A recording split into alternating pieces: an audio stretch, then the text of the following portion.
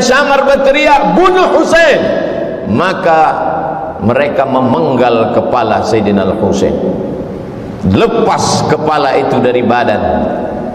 Lalu kepala Husain mereka giring ke keliling negeri. Mereka ingin menunjukkan kepada rakyat bahwa kami kuat, kami berkuasa. 40.000 pasukan tentara kami meluluh lantakkan pasukan cucu Nabi Muhammad sallallahu alaihi wasallam. Untuk membahagiakan hati Yazid, maka Ubaidillah mempersembahkan kepala Husain. Alhamdulillah, wassalatu wassalamu ala Rasulillah Sayyidina wa Maulana Muhammad ibni Abdillah wa ala alihi wa sahbihi wa man tabi'ahu wa mawala. Asyhadu an la ilaha illallah wahdahu la syarika lah, wa asyhadu anna sayyidana Muhammadan abduhu wa rasuluhu la nabiyya ba'dah.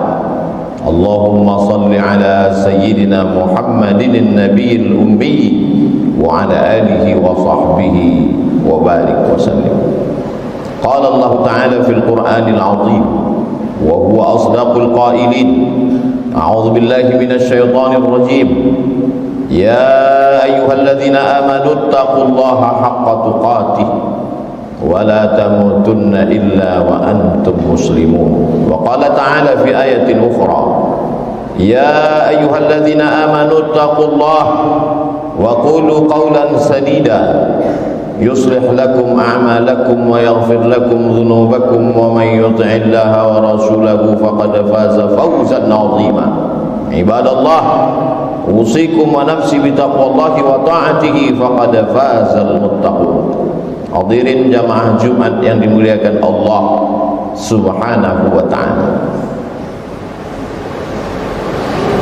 Dia bawa pasukan berkuda hanya 32 orang saja, yang berjalan kaki 40 orang, 72 orang yang terdiri dari orang tua, anak-anak dan perempuan. Lalu kemudian dikeroyok 40.000 pasukan. Tidak berimbang, karena bukan dua pasukan yang bersenjata. Rombongan 72 orang itu dipimpin oleh Sayyidina Al-Husain. Mengapa kita sebut dia Sayyidina? Karena Nabi yang mengatakan Innal Hasan wal Husain Sayyida syababi ahlil jannah. Sesungguhnya Hasan dan Husain Sayyid, pemimpin anak-anak muda penghuni surga. Anak-anak muda yang gugur mati sebagai syahid nanti masuk ke dalam surga. Pemimpinnya adalah Sayyidina Al-Hasan, Sayyidina Al-Husain. Sayyidina Al-Hasan meninggal sebagai syahid karena dia mati diracun. Sekarang tiba giliran adik kandungnya bernama Sayyidina Al-Husain, membawa 72 orang. 32 orang yang naik kuda, yang lain berjalan kaki dengan tenang. 40.000 pasukan sudah disiapkan oleh Ubaidillah bin Ziyad. Sebenarnya Yazid tidak terlalu takut kekuasaannya hilang, tapi Ubaidillah yang saat itu menjabat sebagai gubernur Kufah khawatir kalau sampai Yazid tumbang, Husain naik, maka hilanglah jabatanku. Maka dia kirimlah panglima-panglima perangnya, Syamar ibn al-Jawshan, Umar bin Sa'ad, Zur'ah bin Sinan. Lalu kemudian Syamar berteriak, bunuh Husain. Maka mereka memenggal kepala Sayyidina Al-Husain, lepas kepala itu dari badan. Lalu kepala Husain mereka giring ke keliling negeri. Mereka ingin menunjukkan kepada rakyat bahwa kami kuat, kami berkuasa. 40.000 pasukan tentara kami meluluh lantakkan pasukan cucu Nabi Muhammad sallallahu alaihi wasallam. Untuk membahagiakan hati Yazid, maka Ubaidillah mempersembahkan kepala Husain. Lalu kemudian di depan Yazid, tongkat pendek mereka tusuk-tusukkan ke celah bibir kepala Husain. Sahabat Nabi yang hadir melihat peristiwa itu meneteskan air mata. Itulah bibir mulut yang pernah dicium oleh Rasulullah sallallahu alaihi wasallam. Hari ini begitu sampai hati kalian, memenggal kepalanya, menusukkan tongkat pendek ke celah-celah bibir, mulut dan giginya. Tapi mereka memang sudah dirasuki syahwat dunia. Tak ada sedikit pun takut mereka kepada Allah Subhanahu wa taala. Keliling negeri mereka bawa kepala itu untuk menakut-nakuti. Memang nampak dunia seperti tak adil. Sayyidina Al-Husain punya seorang anak laki-laki. Karena cinta dan sayangnya dia kepada ayahnya, maka dia beri nama anak itu Ali. Husain punya ayah bernama Sayyidina Ali, dan dia punya anak juga bernama Sayyidina Ali. Tapi Ali tidak seperti Husain. Dia tidak membawa pasukan untuk membalas kematian ayahnya, karena dia tahu memang ini tidak berimbang. Kalau kubawa pasukan, mereka juga akan mati seperti ayahku. Walaupun mereka mati syahid, tapi korban sudah terlalu banyak, kata Ali bin Husain. Dia merubah strategi lain. Apa yang dia lakukan? Imam Az-Zahabi dalam kitab Syiar A'lam An-Nubala bercerita bahwa Ali bin Husain malam-malam berkeliling, tidak dengan pedang, tidak dengan tombak, tidak memakai baju besi, karena dia tidak membawa slogan perang. Apa yang dilakukan Ali anak Husain? Dia membawa gandum ke rumah-rumah fakir miskin. Di tengah malam dia berkeliling negeri. Dia lihat mana rumah anak yatim, dia letakkan gandum di depan pintu mereka. Orang tahu bahwa ini adalah gandum titipan Ali anak Husain. Lembut hati mereka. Gandum yang mereka makan berubah menjadi darah daging. Hati mereka sudah direbut oleh Ali anak Husain.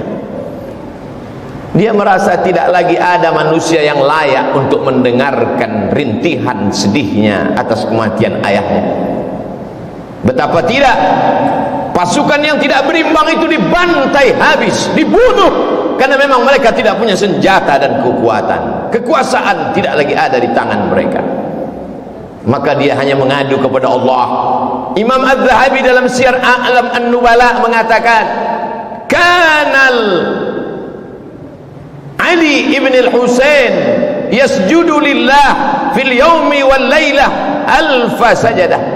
Sehari semalam Ali anak Husain bersujud kepada Allah 1000 kali sujud. Solat sunat dia perbanyak, tahajud dan witir bermunajat kepada Allah. Dihitung semua solat sunatnya, 1000 kali sujud dia bersimpuh di hadapan Allah. Maka dia dikenal dengan nama Ali As-Sajjad. Sajjad diambil dari kata sujud. Orang yang paling banyak sujud bergelar As-Sajjad, maka dia bergelar Ali As-Sajjad.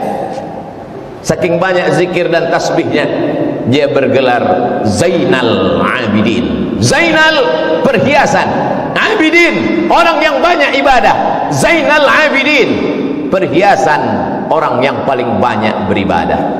Dia robah strategi, dia robah cara. Tidak hanya satu cara mendekatkan diri kepada Allah. Kalau dulu ayahku dengan pedang sehingga gugur sebagai syahid, maka aku, kata Ali Zainal Abidin, dengan strategi yang lain, berbagi makanan sesuai dengan sunnah Nabi Muhammad SAW. At'imut ta'am, absyus salam, tebarkan salam. At'imut ta'am, bagi makanan. Wasallu bil laili wan nasu niyam, ketika orang sedang tidur, disitulah engkau bermunajat, mengadu kepada Allah Subhanahu wa ta'ala. Maka dia bergelar Ali Zainal Abidin, Ali As-Sajjad, untuk membedakan dengan Ali bin Abi Talib. Ali bin Abi Talib kakeknya, Husain ayahnya, Ali As-Sajjad adalah dia, Ali Zainal Abidin adalah dia. Ali As-Sajjad, Ali Zainal Abidin, anak Husain, anak Fatimah, anak Sayyidina wa Maulana Muhammad sallallahu alaihi wasallam. Sampai suatu ketika seorang sultan raja bernama Hisham bin Abdul Malik. Kisah ini diriwayatkan oleh Al-Farazdaq. Pada saat musim haji, sultan, raja di raja, sedang melaksanakan haji. Saat dia umrah, ingin mencium Hajar Aswad, penuh Hajar Aswad, tak dapat dia cium. Pada putaran kedua, dia ingin mencium Hajar Aswad, melimpah manusia, tak dapat dia mencium. Pada putaran ketiga, keempat, kelima, keenam, sampai 7 putaran, sekalipun tak dapat dia mencium Hajar Aswad. Hisham bin Abdul Malik, raja dari Yaman sampai ke Mesir, sampai ke Andalusia. Tapi kemudian di celah-celah jamaah yang ramai itu, dia heran, ada sesosok manusia yang biasa, pada putaran pertama dia mencium Hajar Aswad, semua orang memberikan jalan. Pada putaran kedua, orang pergi menyamping memberikan jalan kepadanya, mencium Hajar Aswad. Berbisik kata di hati Hisham bin Abdul Malik, aku yang raja, aku yang sultan, aku punya tentara, aku punya kekuasaan, mengapa aku tidak bisa mencium Hajar Aswad? Mengapa orang selalu menghalangiku? Siapa laki-laki itu yang setiap putaran dia mencium Hajar Aswad? Al-Farazdaq menjawab dengan syairnya, itulah dia Ali anak Husain yang ayahnya dulu kalian hantam, kalian bantai. Sekarang dia menang tidak dengan pedang, sekarang dia menang tidak dengan tombak. Hatinya menjadi raja di hati umat. Di hati umat dialah raja. Di mata kalian Hisham bin Abdul Malik lah raja, tapi di hati orang beriman raja mereka adalah Ali Zainal Abidin. Hari ini begitu banyak orang bernama Ali Zainal Abidin. Cobalah hitung di negeri, di kampung, di kota. Coba kita pejamkan mata dari sejak kita SD sampai kuliah, berapa orang nama Ali Zainal Abidin? Ada seorang ulama besar, sekarang berada di Mesir, kadang-kadang dia berada di Uni Emirat Arab, dia belajar di Yaman, namanya Al-Habib Ali Zainal Abidin. Di Kuala Lumpur, Malaysia, ada ulama besar namanya Ali Zainal Abidin. Orang begitu bangga memberikan nama anak Ali Zainal Abidin. Adakah nama anak orang bernama Ubaidillah bin Ziyad hari ini? Adakah anak orang bernama Syamr ibnul Jawshan hari ini? Adakah anak orang bernama Zur'ah bin Sinan hari ini? Jangankan kuburnya, jangankan makamnya, memakai namanya pun orang benci.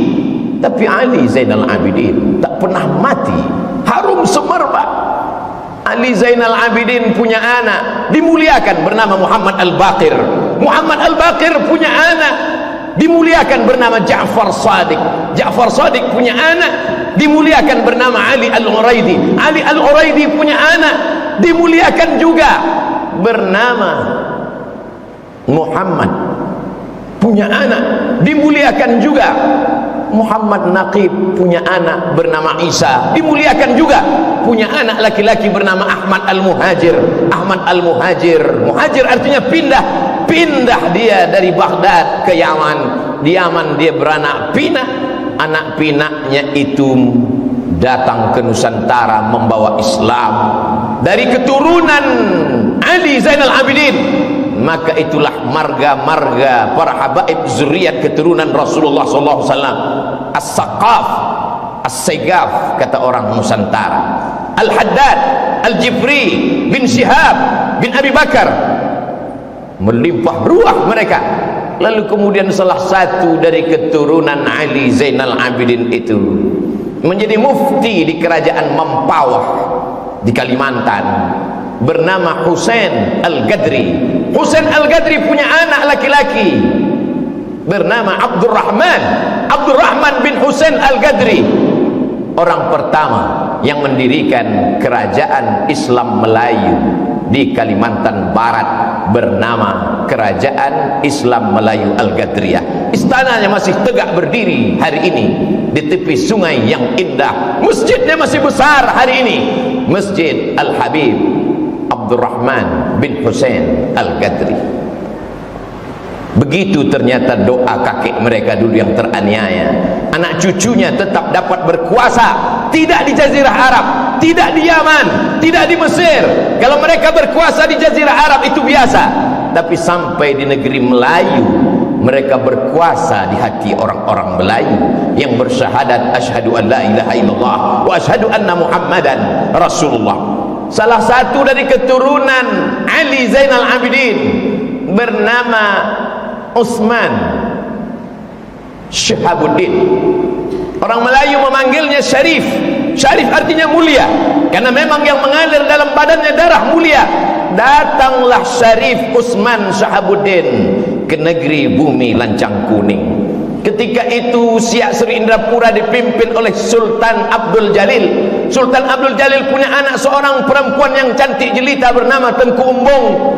Begitu orang Melayu memuliakan zuriat keturunan Nabi, dinikahkanlah Tengku Umbung dengan Syarif Utsman Syahabuddin. Lahirlah sultan-sultan. Sejak itulah maka di awal nama Sultan Melayu Sultan Syarif Hashim, Sultan Syarif Kasim.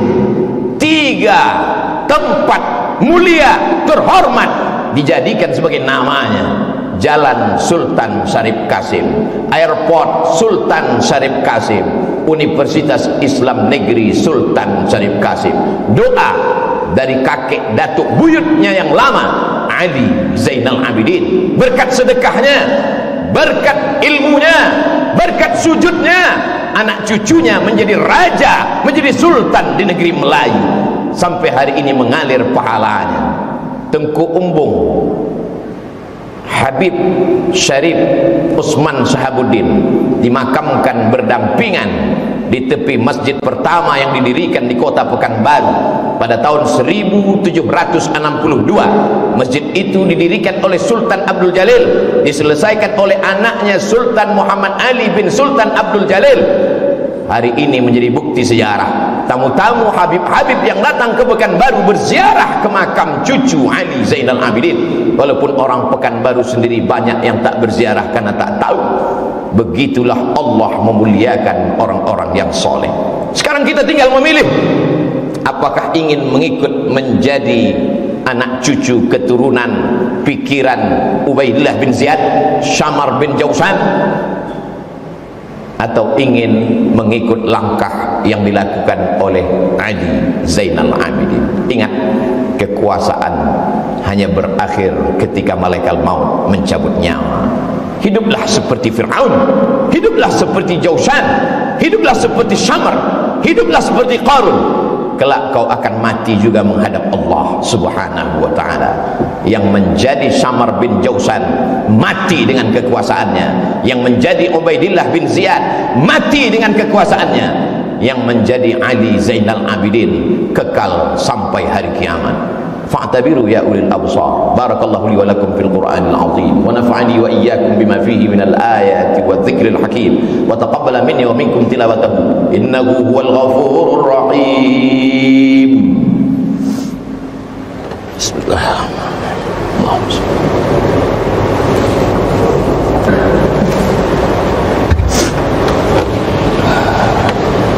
Alhamdulillahilladzi bi ni'matihi tatimmu shalihat wassalatu wassalamu ala sayyidis sadat wa ala alihi wa ashabihi ahli al-fadail wal karamat.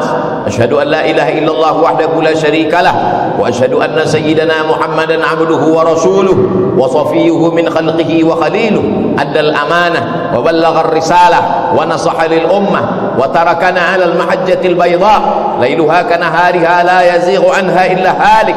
Allahumma salli ala sayyidina Muhammadin an-nabiyil ummi wa ala alihi wa sahbihi wa barik wa sallim. Qala Allah ta'ala fil Qur'anil azim wa huwa asdaqul qailin. A'udzu billahi minasy syaithanir rajim. Bismillahir rahmanir rahim. Wal 'ashr innal insana lafi khusr illa alladhina amanu wa 'amilus shalihat wa tawasaw bil haqqi wa tawasaw bis sabr.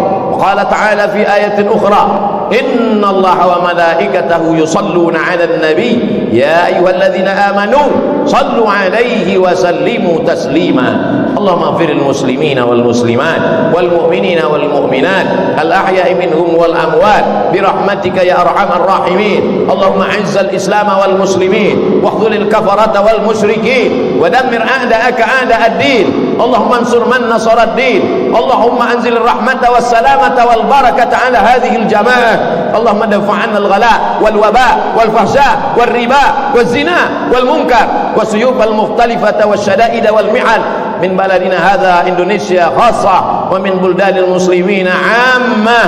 Allahumma ansur ikhwanana al-mujahidin al-mustad'afina fi Palestin wa fi Rohingya wa fi kulli makan min masyariqil ardi ila magharibiha. Ibadallah, usikum wa nafsi bi taqwallah wa ta'atihi faqad fazal muttaqun. Innallaha ya'muru bil 'adli wal ihsan wa ita'dzil qurba wa yanha 'anil fahsya'i wal munkari wal baghi ya'idhukum la'allakum tadhakkarun. Fadhkurullaha al-'azima yadhkurkum was'aluhu min fadlihi yu'tikum. Wallahu ya'lamu ma tasna'un. Aqimis shalah.